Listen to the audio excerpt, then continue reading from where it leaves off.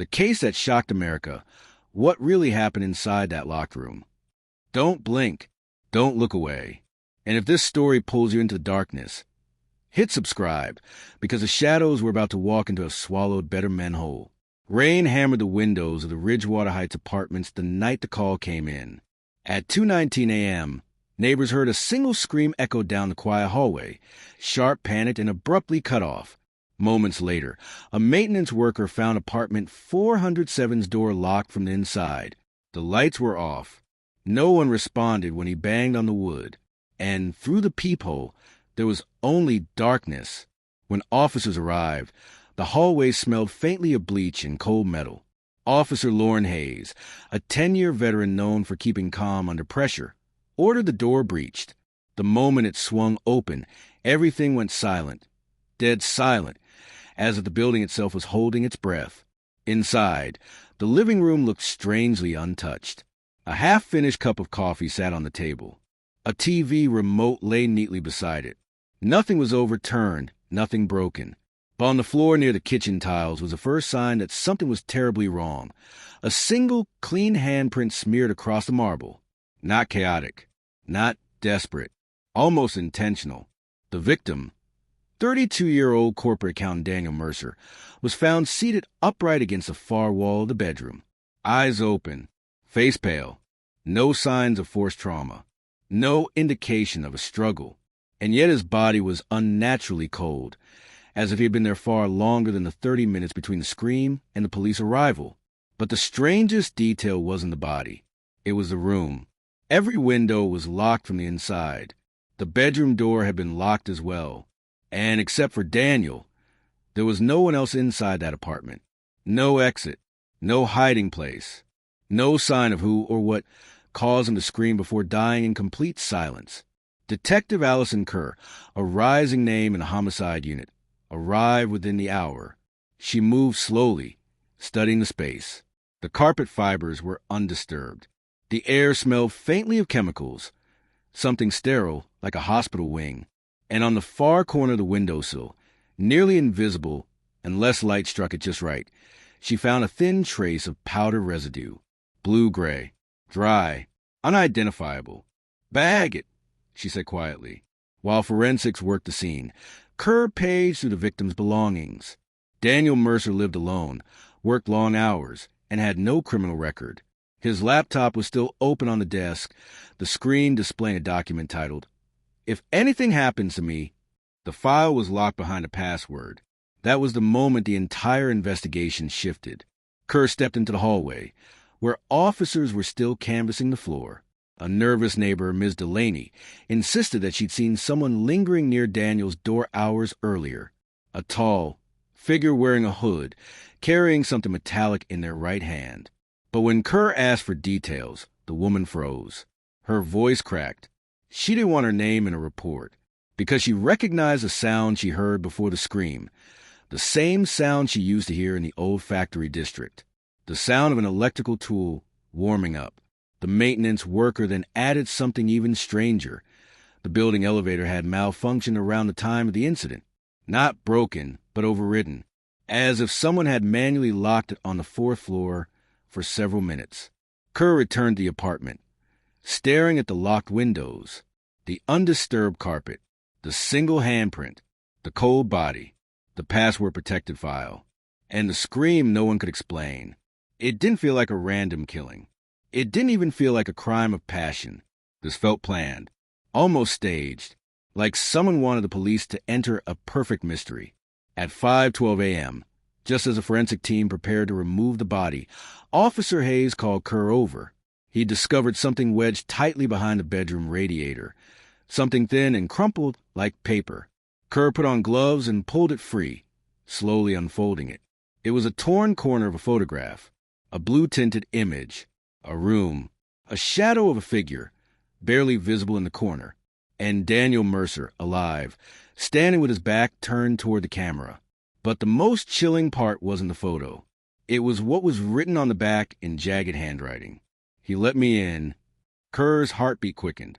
The signature at the bottom was a name she recognized from a closed case file, one that was never supposed to be opened again. And then, As the morning sun began to rise over Ridgewater Heights, a forensic tech shouted from the hallway, his voice cracking with disbelief. "Detective, there's something behind the locked closet door." Kerr froze mid-step. The closet door had been locked from the inside, too. But when they finally forced it open, what they found changed everything. The locked room lies.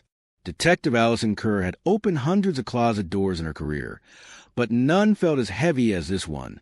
Dust floated to a flashlight beam as the hinges groaned. The room fell completely silent. Officer Hayes steadied himself. The forensic tech held his breath. Even the hum of the apartment's air vents seemed to fade as the door swung inward. Inside, squeezed against the left wall, was a small, rusted metal toolbox. And beside it, tucked carefully into the dark corner, as if placed there with ritual precision, was a bundle of thick industrial cable, coiled neatly, like it was waiting to be used again. But that wasn't the part that made Kerr's stomach twist. On the closet wall, drawn with the same blue-gray powder found on the windowsill, was a perfect outline of a human hand. A second one beside it, both small, too small for Daniel Mercer, almost childlike, and beneath them, a message written in sharp, aggressive strokes. The door was never locked. Hayes whispered, "What the hell does that mean?"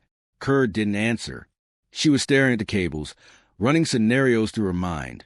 Restraints, electrical tools, the neighbor hearing a high-pitched whirring sound. This wasn't a simple murder. Someone had used this apartment like a stage.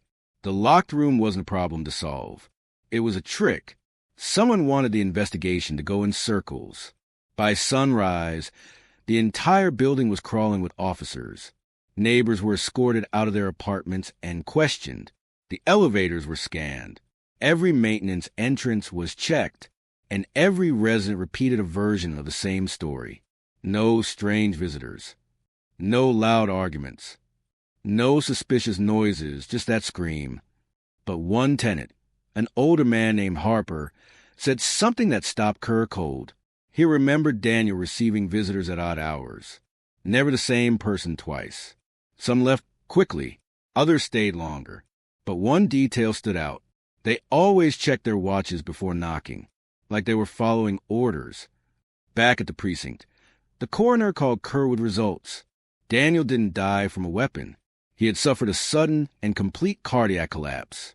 But the pattern of small electrical burns on his wrists and ribs told a different story. He was shocked with something high voltage, the coroner said. Not enough to kill him outright, but enough to stop his heart minutes later. The cables in the closet, the whirring sound, the industrial powder, the staged handprints. Someone tortured Daniel. Someone careful. Someone who wanted him to die slowly. Kerr drove straight to Daniel's workplace, a sleek, steel-and-glass financial firm downtown. His manager, a polished man with rehearsed empathy, insisted Daniel had been perfectly normal the week before his death. But when Kerr asked about the encrypted document titled, "If anything happens to me," the manager stiffened. Daniel had reported internal fraud 2 months earlier. A major one.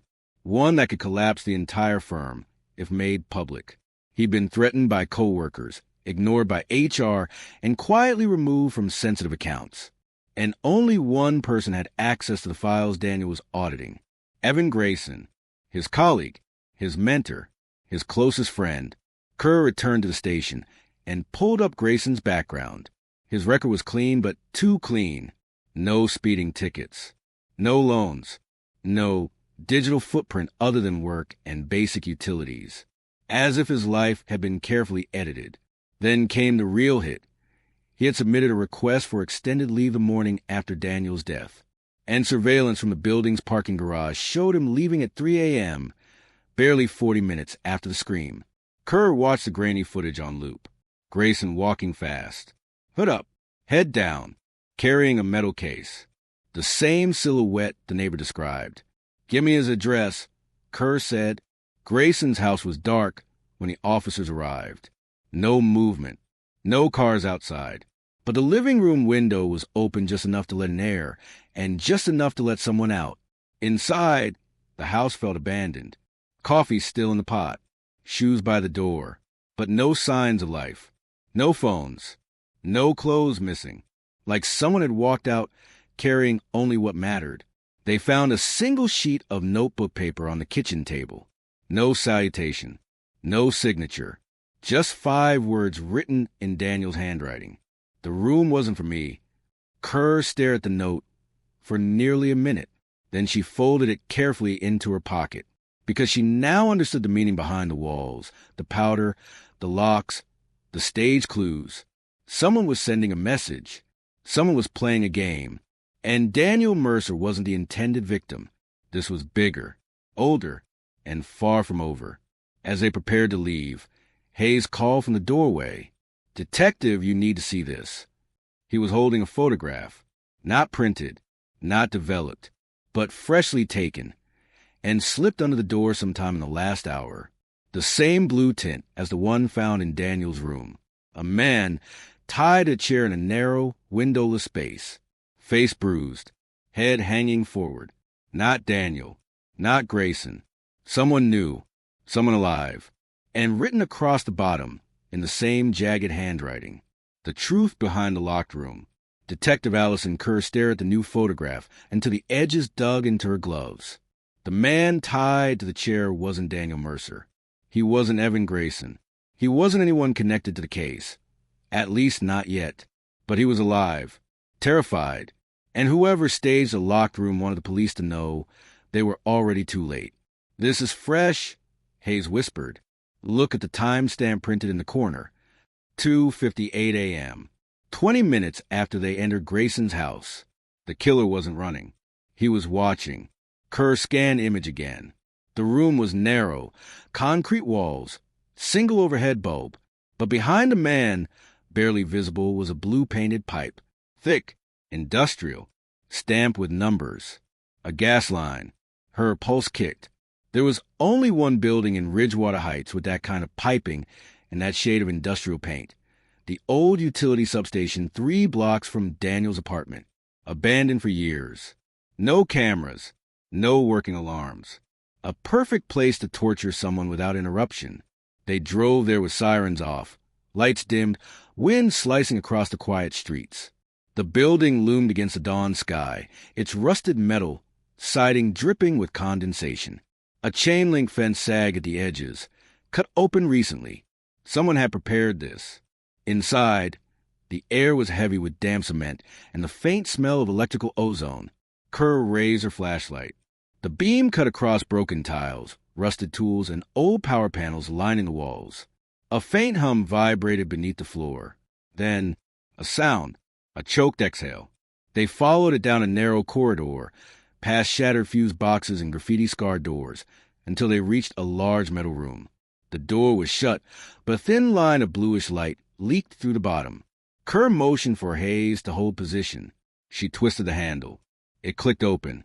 Inside, the captive man from the photograph was tied to the same chair, mouth gagged, eyes swollen with terror. His wrists were bound with the same industrial cables found in Daniel's closet. He looked up at Kerr as she entered, shaking violently. Hayes moved to cut him loose, but Kerr held up a hand. Behind the chair, bolted to the wall, was a large old electrical control panel, recently rewired, recently used. The metallic smell of overheating copper lingered in the air. This was where Daniel had been tortured. This was where the killer learned how to stop a heart without leaving a trace. Kerr knelt beside the man. "Who did this?" she whispered, removing his gag. He gulped air, trembling. I don't know his name. He said I was the message." "A message to who?" Hayes asked. "To the one who opened the file." Kerr felt the room tilt. The encrypted file on Daniel's laptop. "If anything happens to me..." Someone knew she was trying to unlock it. Someone wanted her to stop. Before she could ask another question, a metallic clang echoed from somewhere deeper inside the building. Hayes spun toward the noise, gun drawn. "Back exit," he said. "Someone's moving." Kerr sprinted after him, boots slamming the concrete. They burst through a doorway into a wide maintenance hall lit only by pale blue emergency lights. Shadows stretched long across the walls. Footsteps thundered ahead. Fast, controlled, deliberate. "Grayson!" Kerr shouted. The figure didn't turn. They tore through the corridor, past rusted machinery and falling dust, until the suspect darted through a final exit door. Cold morning air blasted in as Kerr followed him onto cracked loading dock. For a moment, she saw him clearly, a tall man in a hood, moving with precision. But as he reached the edge of the platform, he stopped, stood still, turned just enough for Kerr to see the side of his face. Not Grayson. Someone older, eyes sharp, expression empty. He lifted a gloved hand and pointed directly at her. Not threatening, warning. "You're in the wrong file," he said softly. The voice sent needles down her spine. Before she could react, he stepped backward off the platform and vanished into the maze of abandoned alleys. Hayes rushed beside her. "We lost him." Kerr didn't speak. Her breath formed pale clouds in the morning air. The wrong file. The phrase echoed like a riddle with teeth. Back at the station, they immediately ran DNA from the rescued man. When the results came through, the room froze. He wasn't just anyone. He was Liam Harrow, a whistleblower from a different corruption investigation across the state. One that had never been connected to Daniel Mercer. One that had no overlap. One Kerr had never worked on, except for one detail. Both cases were tied to the same internal auditing network. Same hidden money. Same manufactured errors. Same signatures. The killer wasn't protecting a single secret. He was cleaning up an entire operation. Daniel Mercer wasn't the first victim. He was just the only one who screamed loudly enough for neighbors to hear. Hours later, as Kerr sat alone in her office, exhausted, staring at the two torn photographs laid side by side, her phone buzzed. "Unknown number," she answered cautiously. Static crackled. Then the killer's voice drifted through, calm, controlled, almost conversational. "You open the file." Kerr gripped the phone tighter. "Who are you? You should be asking, who hired me?" A shiver crawled up her spine. The line went dead. Minutes later, her email pinged. One new message. No sender. An attachment. A blue-tinted image. A room. Small. Locked. Empty. No victim. Just a chair. Waiting. And beneath it, the final message. "Your turn." The screen dimmed as her heart pounded. The locked room killer wasn't finished. And this time, she was inside the file he wanted closed forever.